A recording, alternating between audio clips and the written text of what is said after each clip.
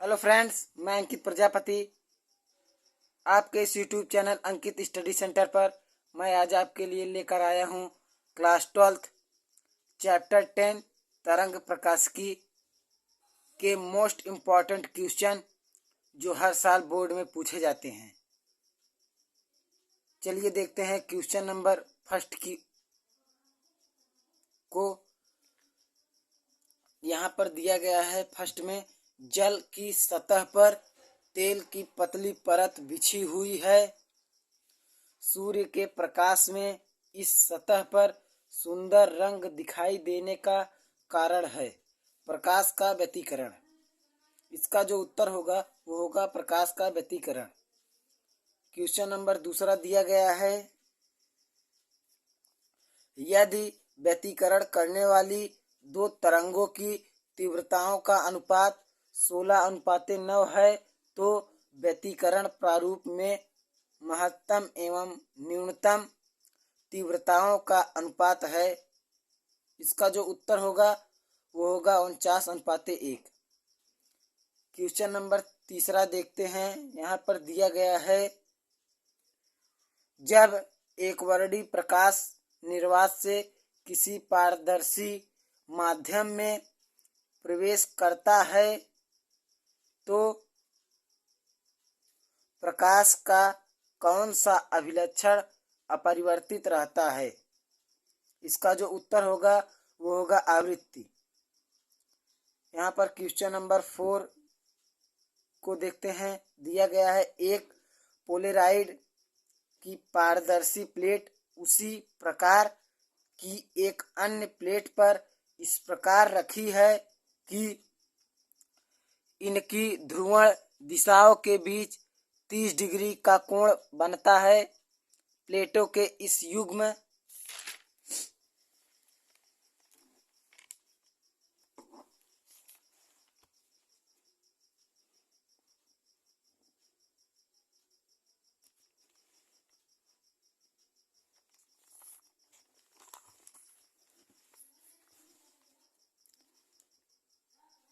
में से एक पर अध्रुवित प्रकाश आपतित होता है।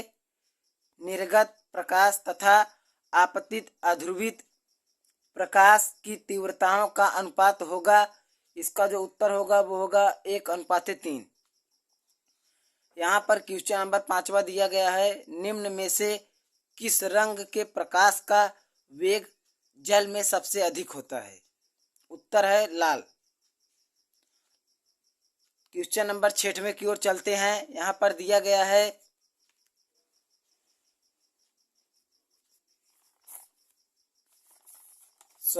ये गिर जा रहा है। यहाँ पर देखते हैं, दो प्रकाश तरंगों के समीकरण है y1 बराबर 8 cos ओमेगा टी, y2 बराबर 6 cos omega T plus theta. इनके अध्यारोपण से उत्पन्न परिणामी तरंग की न्यूनतम व अधिकतम तीव्रताओं में अनुपात होगा 1:49। इसका जो उत्तर होगा वो होगा 1:49। यहाँ पर क्वेश्चन नंबर 7वां दिया गया है। देखते हैं, 200 ओम प्रतिरोध तथा 1 हेनरी स्थिरांक के श्रेणी संयोजन पर प्रत्यावर्ती वोल्टता V बराबर 10√2 sin 200t लगाई गई है। V तथा I के बीच कालांतर होगा। इसका जो उत्तर होगा वो होगा 45 डिग्री। क्वेश्चन नंबर 8वें की ओर चलते हैं। यहाँ पर दिया गया है, वैद्युत चुंबकीय तरंगों के वैद्युत एवं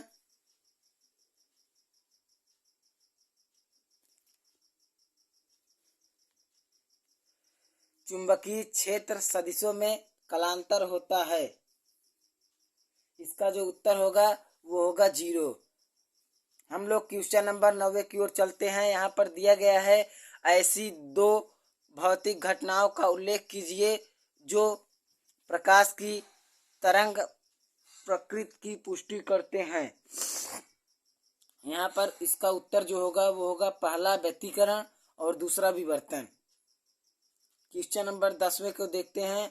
दिया गया है कला संबद्ध स्रोतों से आप क्या समझते हैं। इसका उत्तर जो होगा वो होगा ऐसे दो स्रोतों को जिनके बीच कलांतर सदैव नियत रहता है कला संबंध स्रोत कहते हैं।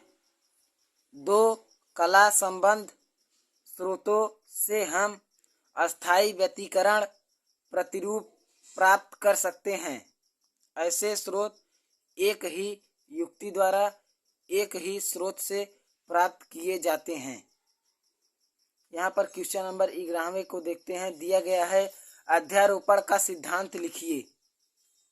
इसका उत्तर जो होगा वो होगा किसी माध्यम में दो या दो से अधिक प्रगामी तरंगे एक साथ परंतु एक दूसरे की गति को बिना प्रभावित किए चल सकती हैं। अतः माध्यम के प्रत्येक कण का परिणामी विस्थापन दोनों तरंगों द्वारा उत्पन्न अलग अलग विस्थापनों के सदिश योग के बराबर होता है। यहाँ पर मिस्टेक हो गया था इसलिए इसको यहाँ पर लिख दिया। इसके लिए आप मुझे माफ कर दें। हम लोग चलते हैं क्वेश्चन नंबर 12वें की ओर। यहाँ पर क्वेश्चन नंबर 12वां दिया गया है द्वि अपवर्तन से आप क्या समझते हैं।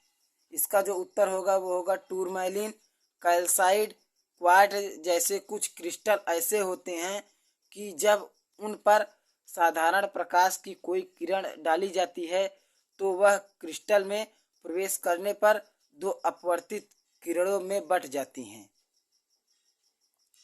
इस घटना को द्वि अपवर्तन कहते हैं। इन दोनों किरणों में से जो एक किरण अपवर्तन के नियम का पालन करती है साधारण किरण कहलाती है तथा दूसरी किरण जो अपवर्तन के नियम का पालन नहीं करती है असाधारण किरण कहलाती है। ये दोनों किरणें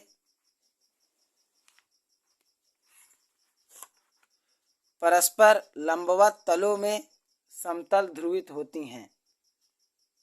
हम लोग क्वेश्चन नंबर 13वें की ओर चलते हैं। दिया गया है प्रकाश के विवर्तन से क्या तात्पर्य है। इसका जो उत्तर होगा वो होगा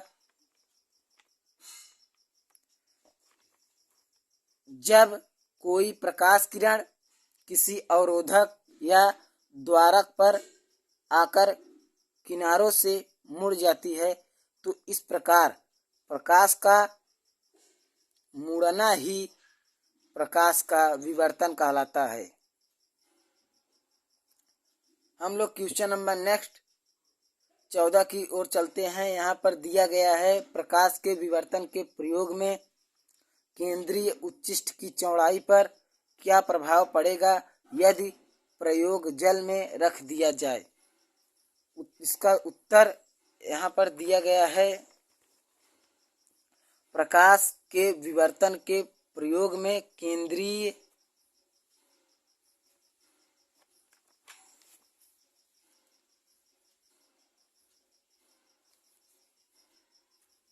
उच्चिष्ट की चौड़ाई कम हो जाती है यदि प्रयोग जल में रख दिया जाए। हम लोग क्वेश्चन नंबर 15वें की ओर चलते हैं। यहाँ पर दिया गया है विवर्तन प्राप्त करने के लिए रेखा छिद्र की चौड़ाई लगभग कितनी होनी चाहिए। इसका उत्तर जो होगा वो होगा विवर्तन प्राप्त करने के लिए रेखा छिद्र की चौड़ाई प्रकाश के तरंग दैर्घ्य की कोटि की होनी चाहिए। हम लोग क्वेश्चन नंबर 16वें की ओर चलते हैं।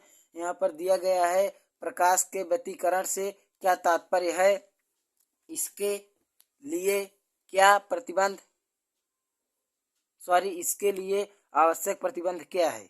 इसका जो उत्तर होगा वो दिया गया है समान आवृत्ति की दो प्रकाश तरंगे जिनके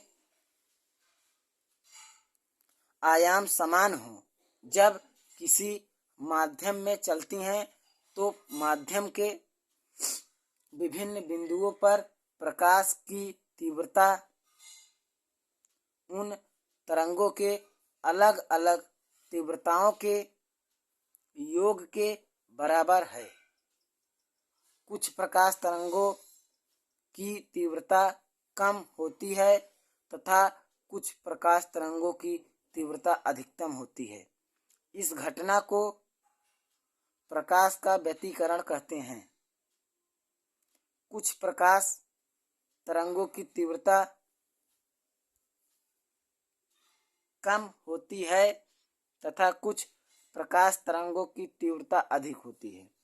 जिनकी तीव्रता कम होती है उसे विनाशी व्यतिकरण तथा जिनकी तीव्रता अधिक होती है, यहाँ पर अधिक अधिक अधिक 2 बार लिखा गया है इसलिए एक गलती हो गई, यहाँ पर एक ही रहेगा। अधिक अधिक होती है उसे समपोषी व्यतिकरण कहते हैं।